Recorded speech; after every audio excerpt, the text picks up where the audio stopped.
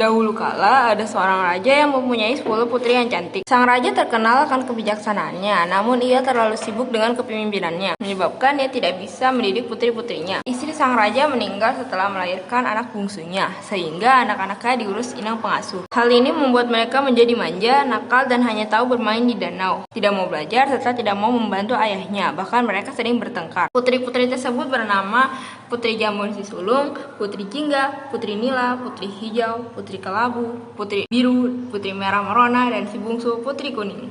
Sang raja dapat mengenali sesuai warna bajunya. Kecantikan mereka hampir sama, namun Putri Kuning memiliki perbedaan, yaitu tidak manja dan nakal.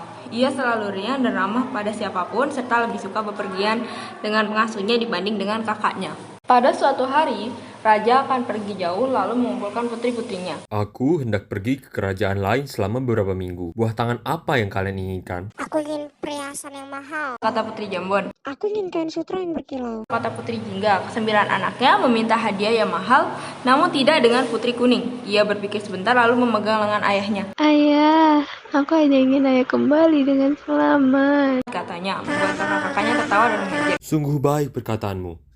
Tentu aku akan kembali dengan selamat. Akan kubawakan hadiah indah untukmu. Kata sang raja lalu pergi. Selama kepergian sang raja, para putri semakin nakal, malas, dan sering membentak, serta menyuruh pelayan menuruti mereka. Karena sibuk menuruti permintaan para pelayan tidak sempat membersihkan taman raja. Putri Kuning sedih melihat hal itu karena taman itu tempat kesayangan ayahnya. Tanpa ragu, Putri Kuning mengambil sapu lalu mulai membersihkan taman dari daun kering, rumput liar, serta memangkas dahan pohon. Awalnya inang pengasuh melarangnya, tetapi Putri Kuning tetap mengerjakannya. Ketika para putri melihat adiknya menyapu, mereka tertawa. Haha, tampaknya kita memiliki pelayanan yang baru. Kata salah satu putri. Hai pelayan, kami masih melihat banyak kotoran di sini nih. Ujar putri lainnya sambil melemparkan sampah. Taman istana yang sudah rapi kembali kotor. Putri Kuning tetap diam dan menyapu kembali. Kejadian itu terus berulang-ulang hingga Putri Kuning kelelahan. Ketika raja tiba di istana, kesembilan putrinya masih bermain di danau, sedangkan Putri Kuning sedang merangkai bunga di teras. Hal itu membuat raja sedih. Anakku yang rajin dan baik budi. Ayah hanya dapat memberimu sebuah kalung batu hijau. Ayahanda telah mencari di seluruh pelosok kerajaan seberang, tetapi tidak menemukan kalung batu kuning yang seperti warna kesayanganmu. Raja sudah mencari kalung batu kuning tetapi tidak menemukannya juga. Sudah tidak mengapa, ayahanda. Kalung batu hijau juga akan serasi dengan warna bajuku. Kata Putri Kuning lemah lembut. Pada esok harinya, Putri Hijau melihat kalung Putri Kuning. Wahai adikku, seharusnya kalung itu milikku karena berwarna hijau. Kenapa sampai ada di lehermu? Katanya dengan iri. Ayah memberikannya padaku. Mendengar itu, Putri Hijau marah dan mencari saudara-saudaranya untuk dihasut. Kalung hijau yang dipakai si kuning sebenarnya milikku, tetapi dia mengambilnya dari saku ayah. Kita mesti mengajarkannya berbuat baik. Mereka sepakat merampas kalung itu. Ketika Putri Kuning muncul, ia ditangkap dan dianiaya oleh kakak-kakaknya. Oleh karena hal itu, Putri Kuning pun meninggal.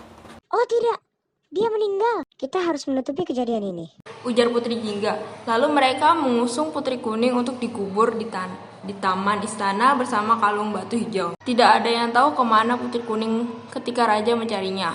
Raja sangat marah karena putrinya hanya diam saja.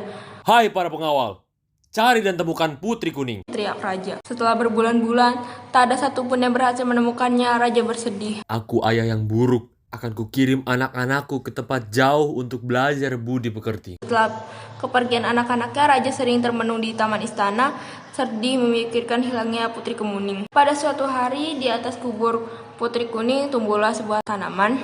Sang raja heran. Tanaman apa ini? Batangnya seperti jubah putri. Daun bulatnya berkilau seperti kalung batu hijau. Bunganya putih kekuningan dan wangi. Tanaman ini mengingatkanku pada Putri Kuning. Akan kuberi nama Kemuning. Kata raja senang. Sejak saat itu bunga kemuning memperoleh namanya.